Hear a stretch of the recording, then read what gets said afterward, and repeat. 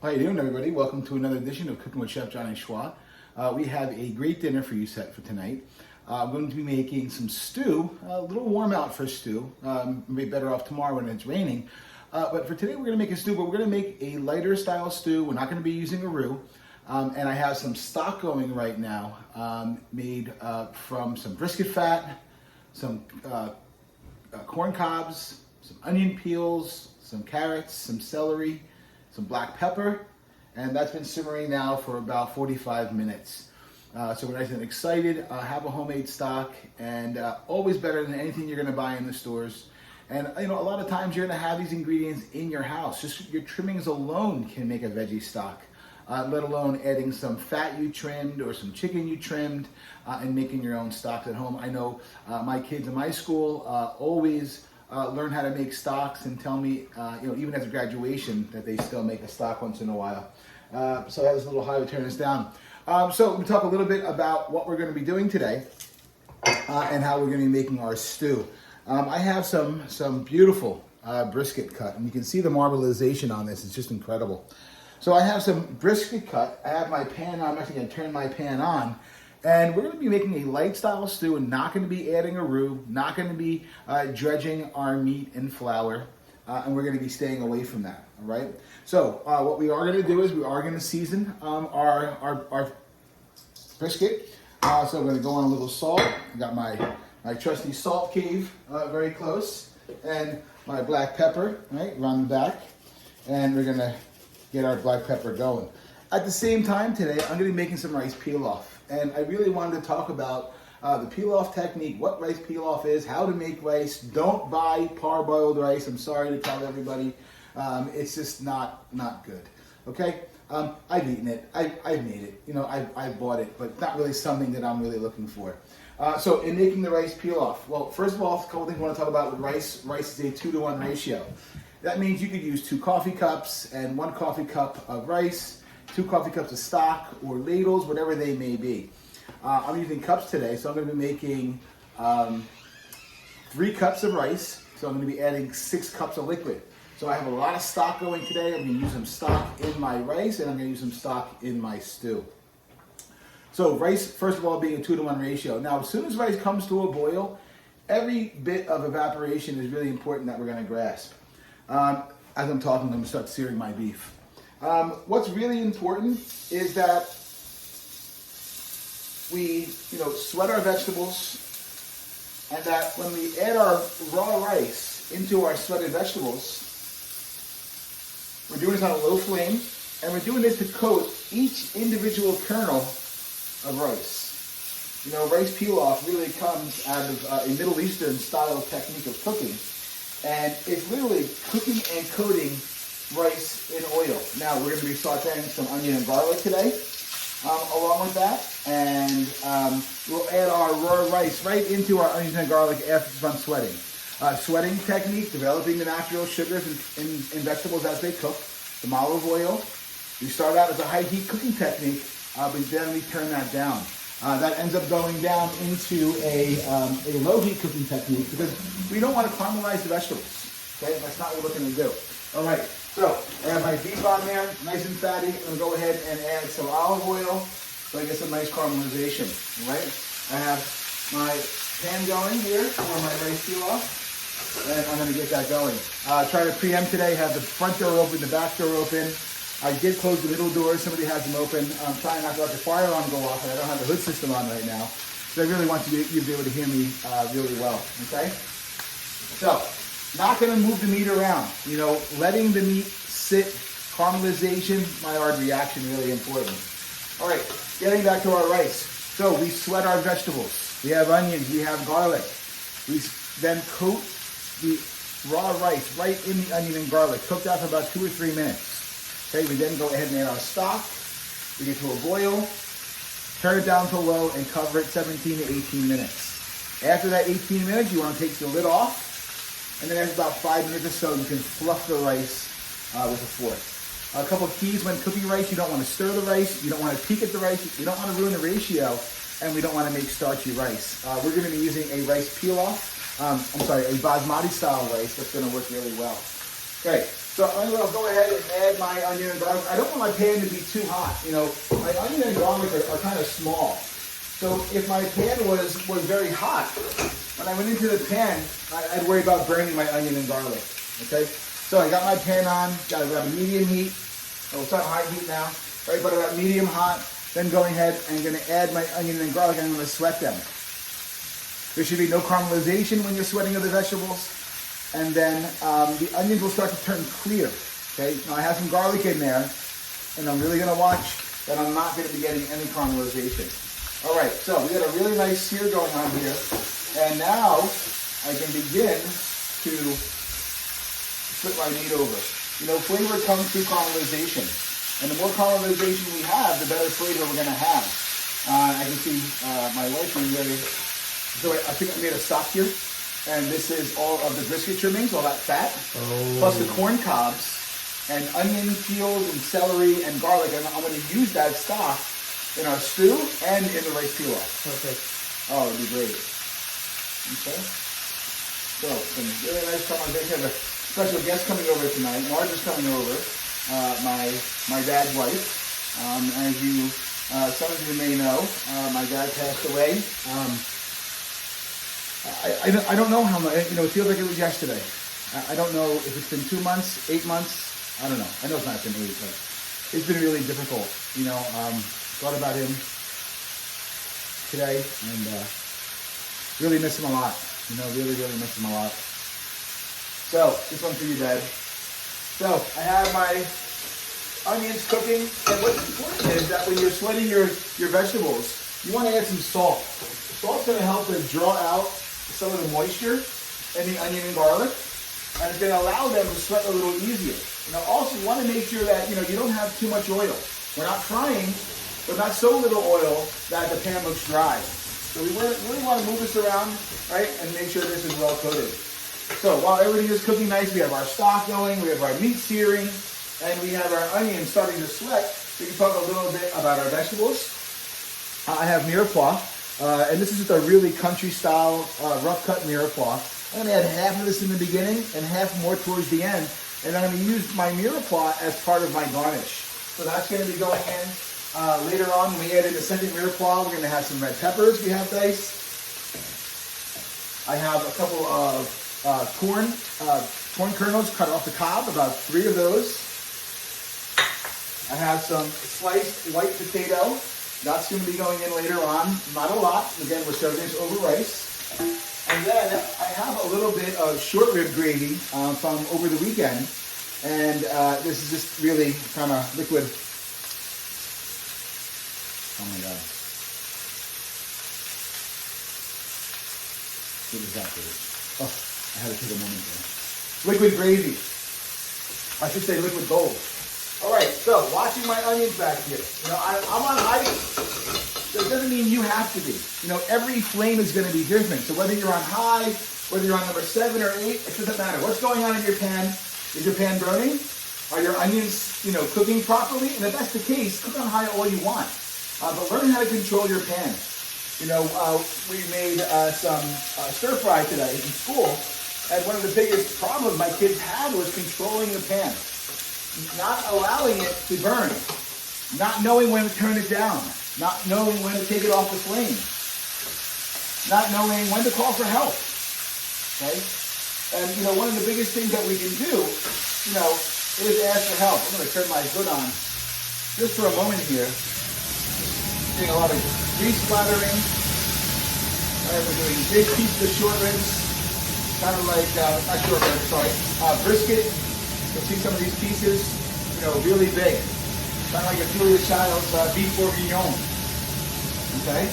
So, I have my beef searing in there. Looking really good. We have some nice caramelization going on. It's looking really beautiful. Watching my onions. My onions are still not burning. Onions are sweating along beautifully. I'm going to go ahead and I'm going to add a little bit of mirepoix. Right on top. Okay? Again, what did I say, about half? Something like that, you know, as much as, you know, the meat really needed. I always have more mirepoix. I can always go ahead and cut that. All right. Now that I've added my mirepoix, my pan's gonna cool down right now, even though I'm still on high, right? Still on high, because you know that fresh mirepoix is gonna be absorbing a lot of heat. So we don't really want to overcook, or we don't want to burn it, but you know we don't want it to take forever also. So by leaving it on high, allowing that mirepoix to get in there, that's what we're really talking about. All right, my rice is looking really great. My onions and garlic are looking great. I'm going to go ahead and add my rice into my onion and garlic as it was cooking. That was 3 cups. Okay?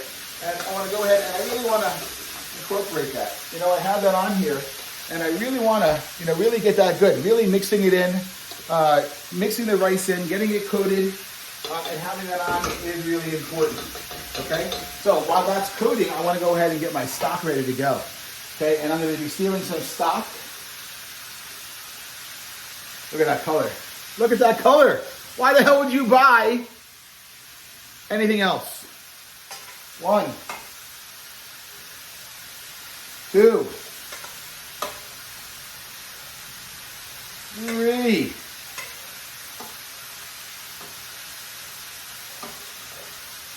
4. Wow. All right, we're going to start with 4. I know I still need 2 more cups. I may be adding a little bit of water, kind of balance out that stock so my rice is not so heavy. I don't know. We'll see how it goes. I was tasting it before, and it was pretty good. All right, so we have our rice on. We're continuing to stir our rice. Continuing to stir, continuing to stir, continuing to stir. Okay? Each individual rice is being coated, and that's really important. I have some salt back here, some of my Korean salt. I'm going to go ahead and add some Korean salt. My stock has a little salt in it already. Usually I don't add salt to stock. But with something like this, I was cooking right away. I was going to add the salt anyway. So I might as well get into the stock and have a really, really nice balance to it. All right, so my rice has been cooking now for about a minute or 2. I'm going to go ahead and add in 4 cups. That comes right to a boil. Right, looking beautiful. Right? Looking really nice. And then we're going to add 2 more cups. I'm going to go ahead and add water. So I have 1. And I tell you, you know, we're using this basmati rice. I don't pre-wash this basmati. I leave it natural, and it is literally the best. I love basmati rice. My family is in love with basmati rice. It's just so much, so fun to cook with. All right, look, I stirred my rice 1 time, and that's it. I'm gonna not stir that again. I'm gonna put my lid on it. My stock is just coming down to a boil right now. I'm gonna put it on low. Alexa, set a timer for 17 minutes. 17 minutes. There you go. Thank God for Alexa, right? What would we do without her?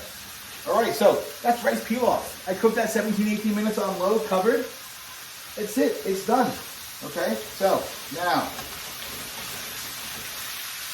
as you can see, right, this looking beautiful. Right, we got our beef, we have our mirepoix, you know, and we want this to really cook really well. Okay, now, one thing I'm going to get, and I don't have, and I usually have all my mise en place together, is a little bit of tomato paste. What I'm going to do is, after cooking my mirepoix and cooking that down with my beef, I'm going to add some tomato paste. It is a French technique, and it's really used in a lot of soups, sauces, gravies, lobster bisque. You know, you could add a little bit of tomato paste to shrimp bisque. And tomato paste is kind of like a little secret, I think, used in French cuisine that chefs use for flavor, for umami, for color, for flavor. There's so many things. So I'm going to go ahead. I got it right behind you over here in the cabinet. Hopefully I'll be able to grab it. And I was lucky. Hey, look at that. It was in there first try. Everybody at home knows what I'm talking about. Now, see, I jinxed myself. I said first try on the wrong thing. So I said first try on the tomato paste, but we didn't say first try on the can opener. Oh my goodness. Where did the kids, where did we put the can opener? Oh boy, here we go. On the dreaded look. Well, everything is cooking really nice. Please excuse me while I try to find the can opener. And of course, it's never going to be where it's supposed to. The poor can opener. Poor can opener. Well, we can't find the can opener. What are we going to do? All right, well, we don't need it just yet. So we're going to keep watching our beef. We really want those vegetables to cook down. You might be saying, well, how much do I cook my mirepoix? You really want to cook it down really far. You want to evaporate most of the moisture out of the onions, and we want them to cook really well. So let you come on in. Have a little peek behind my line with me. Let me invite you back into my area. All right, and we can really see what's going on here. All right, this is what it's all about, right? So let's keep a really good eye on our mirepoix, all right? And allow this to cook, okay? I want you to watch it, okay? Now, what am I doing right now? I'm controlling the bottom of the pan. See, we're getting a little bit of sticking going on over here, a little caramelization, right? We call that fond in French, not the fonds, okay? I know all you TV people, they got excited. I thought I said Fonzie. No, not Fonzie, okay? But fond.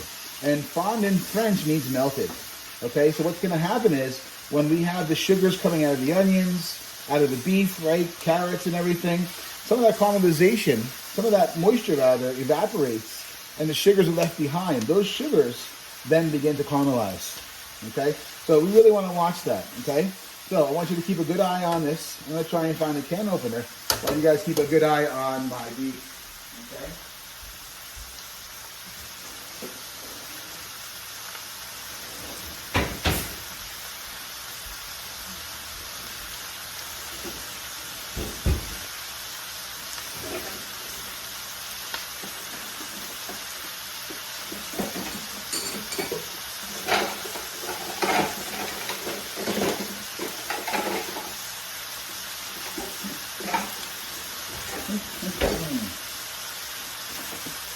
Probably right in front of my eyes, and I'm just not seeing it.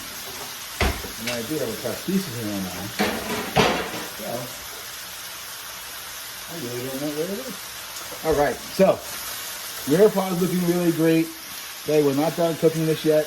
This is all real-time cooking. This is not a cooking show where, I have one waiting for you, and you don't really get to see how it's happening.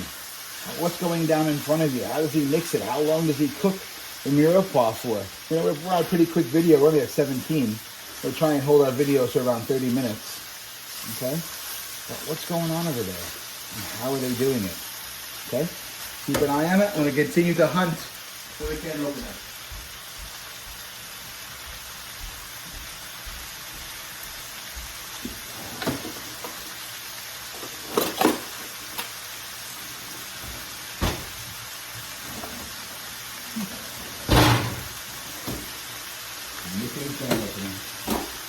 I wish I had a church key.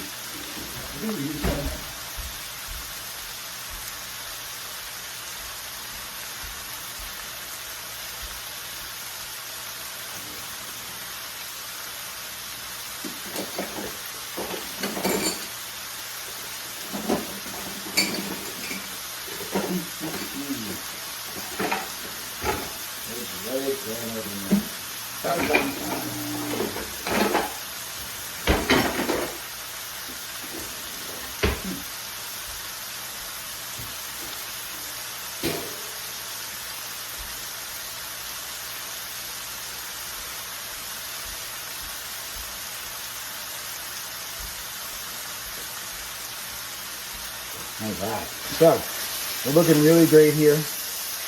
Moving this around, letting this all cook down. Okay, see how nice this is cooking? Real-time cooking with Johnny Schwa, Chef Johnny Schwa. Right, got the rice pilaf going, a stew. Okay, still cooking this down, still allowing this to cook down. Right, really bringing that mirepoix down, and that mirepoix is going to act as a thickener in our gravy as well. When you get all that fiber that's been broken down in the onions and the carrots and the celery, that acts as a thickening agent, a natural thickening agent to your gravy. So although we're not adding any flour to this, keeping it kind of gluten-free today, that's not why, but we'll allow those vegetables to really start to caramelize. And those will be what we're really looking for. So I'm going to go with some fresh tomato product. We can't find the can opener. So I have a tomato over here that I'm going to be cutting. And we're going to be adding in some fresh tomato, which is going to be great. Right? And give us some really nice flavor. And then it's going to break down really well. So we're really excited using some fresh tomato in our food today. I'm going to go ahead and add that tomato right now. As I'm dicing my fresh tomato, we're going to go ahead and add this in. You know, cooking, you know, being on your feet, being able to change. Not everything is going to be there for you all the time, right? And you're not going to have everything that you always need.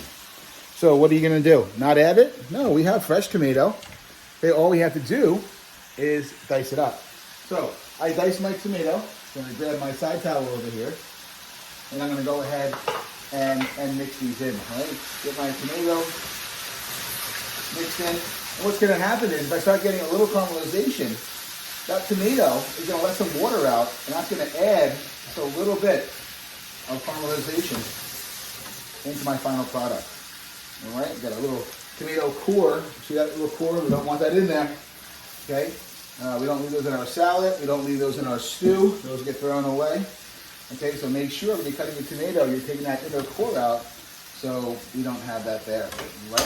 All right, my stock is looking really great. I'm going to go ahead and shut my stock off right now.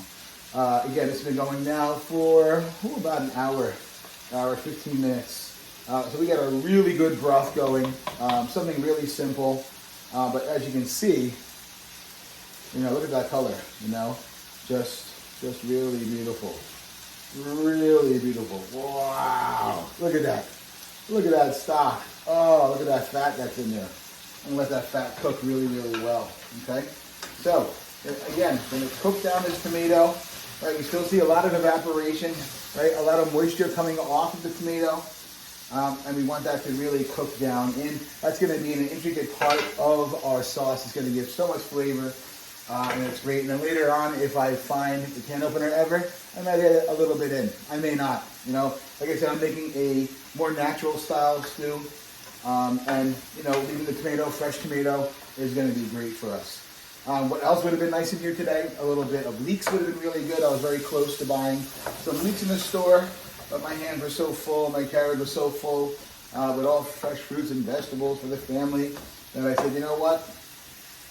We have enough. We have tomatoes I bought. We're going to make a big, beautiful salad. Robin's really been looking for a salad. So romaine and seedless cucumbers and these big tomatoes we're going to be using. So they're all going to be great. I'm going to cut up my couple more pieces of tomato that I just have over there, and just so I can use those up. Okay?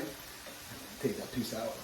All right. So again, cooking this down. You have no flour, right? The tomato's starting to really break down now.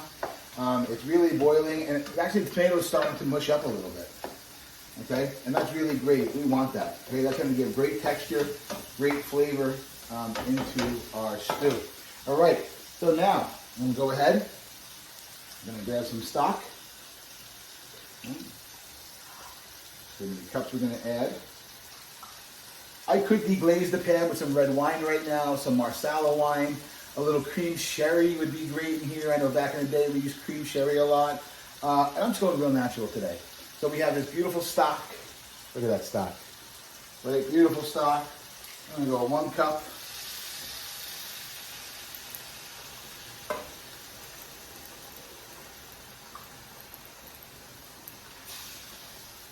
I'm going to go 2 cups.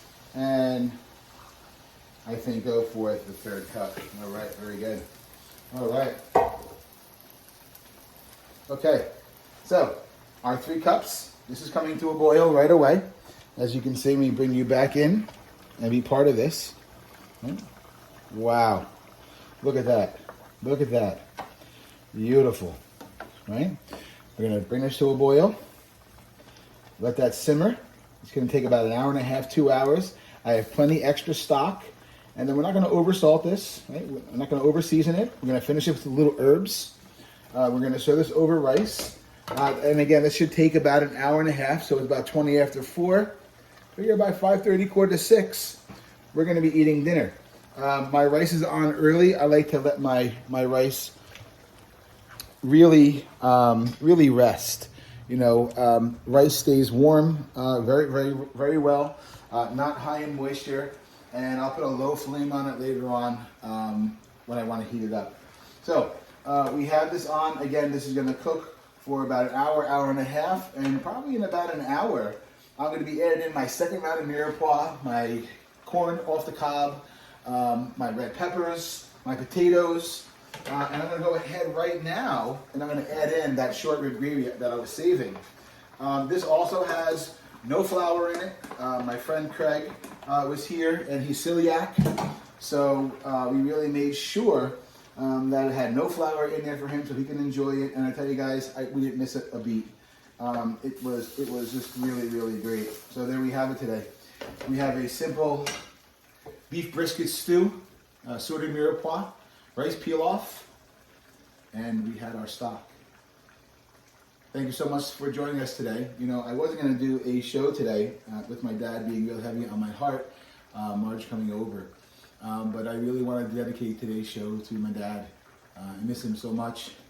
I wish he was here for me to talk to him, and I wasn't done. I wasn't through with him.